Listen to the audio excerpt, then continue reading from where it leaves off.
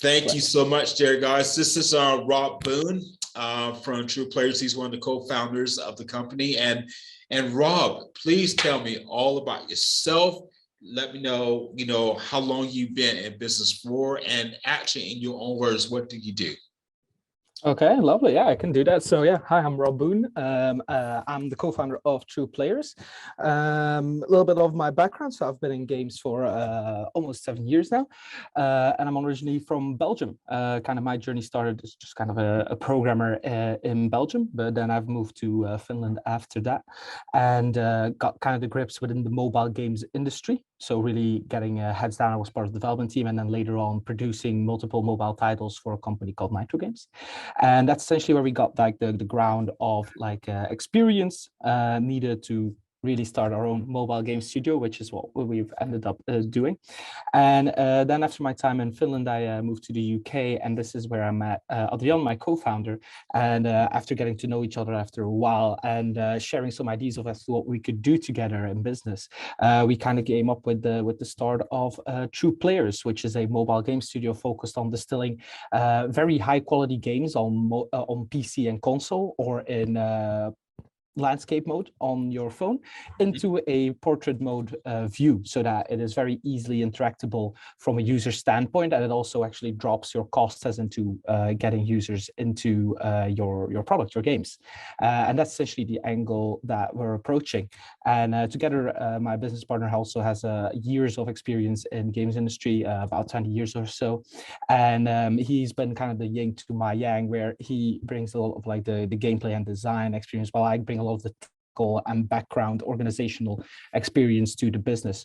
And we started the business about 1.5 years ago, and have since raised. So that's essentially how we got here. Wow, that's a wonderful story there in the beginning of your business, and I have children, and especially during COVID period, they were on the games all the time. Yeah, absolutely. and so during that time. Yeah, exactly. So, the question I'll ask you in regards to COVID-19, what has been your biggest impact for your business on the back of COVID? For us, of course, we're a company that started during COVID. So for us, actually, wasn't necessarily the most negative effect, also because our business lies within kind of what people were still able to do during COVID. So essentially it was almost a boon to us. First of all, like because everybody was remote, and I actually had a little bit more time because of COVID, because my main job didn't really take up that much time because of it. We were able to kind of focus on the start of the studio.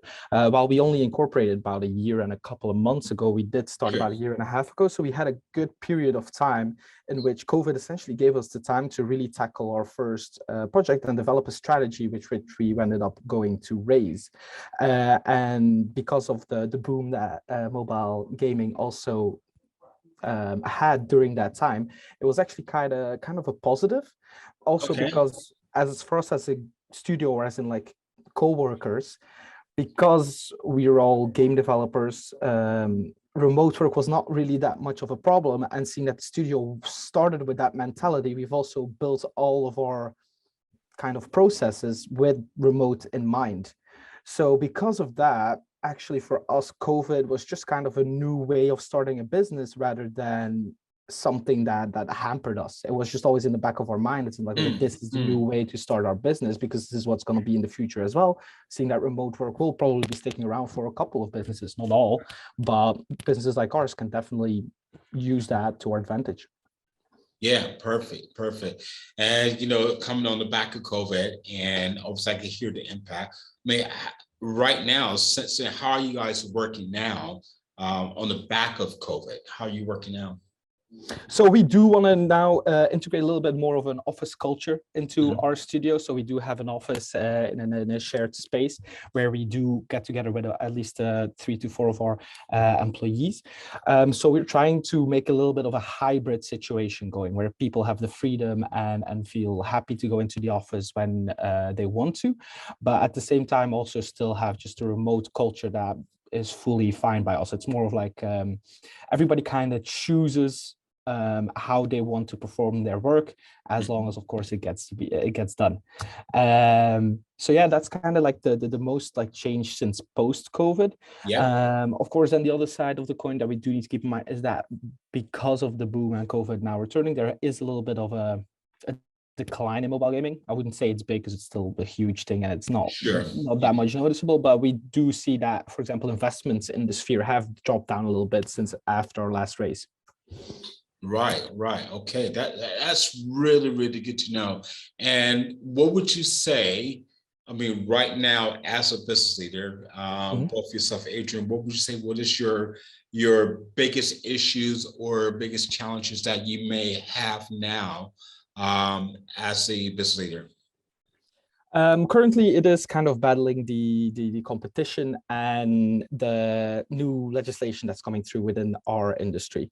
So on the competition side, there is just a lot of mobile game studios out there. There's only so many. There's also a lot of users playing mobile games, but it is very much a market dominated by some giants. Like there are some big publishers, big developers in the space that do dominate like the top charts.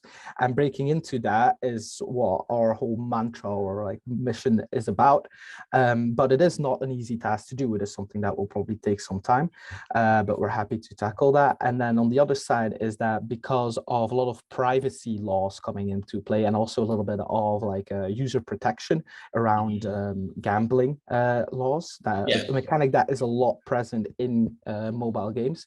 That is another side that is currently kind of throwing the whole industry a little bit for a loop. This is not a problem that only just us camp with. It's a lot of businesses are facing this now. We need to find new ways to advertise. Users in general are a little bit more expensive because we have less opportunity to target our individual users for campaigns. And then on top of that, because of the legislation, we need to really rethink a little bit about how to monetize our free-to-play product, because people can just download it for free. It's only when they get into the game that is when they start generating monetary value. And the old-fashioned ways or the current popular top grossing games, a lot of the mechanics that they currently use will no longer be possible to be used in most countries within the next 2 years. And that's something that we're also heavily tackling. I see. And what would you say is your biggest learnings from all this work you just explained in regards to your challenges? I guess from the challenges, if we look back at the last year and a half, it is that running the business outside of making the products is a whole different story that you're not really aware of before you get started. Like the whole process of just starting hiring people or doing an investment round while you're at the same time still trying to move your product forward is a challenge that is very difficult to do. Definitely if you do not have a team that is focused on either. When we just started, like for about a good 6 to 7 months, it was just the two of us as business partners. And yeah, both of our attention need to be fully on either building the business or the investment round. And we could only do very little to move our products forward. And that's just also something as a bit of a mindset that we just need to accept that we can't do everything all at once. Something to tackle, but of course that in itself causes stress because you want to see your actual product move forward, but if the business side of it is hampering that, then you're a little bit on an inner conflict. And just learning how to handle with that, and also learning how to space out where do you put your focus when. That's been a big learning for us. I said, I mean, like most business leaders. Yeah, I think so. I think that's literally everybody's first learning when they start. Yeah, absolutely. Well, let me ask you, Rob, who's your best customer? Our best customer, as in like a fictitious customer, because we have loads of customers. As in like if we build a profile around our best customer, it's a person that enjoys playing a game and once in a while wants a little bit more out of that game, either because they don't want to spend a full 2 days grinding a certain type of content. By grinding, I mean like constantly repeating a certain action to acquire some kind of resource within our game to move forward, or somebody who just wants to look a little bit differently or experience the game separately so that they play the game for a long while, hopefully more than 3 months, and still want to once in a while spend a little bit in the game to switch up their experience. That's our ideal customer. Oh, wow. And let me ask you, what has been inspiring you as a business leader? Inspiring me? Yeah.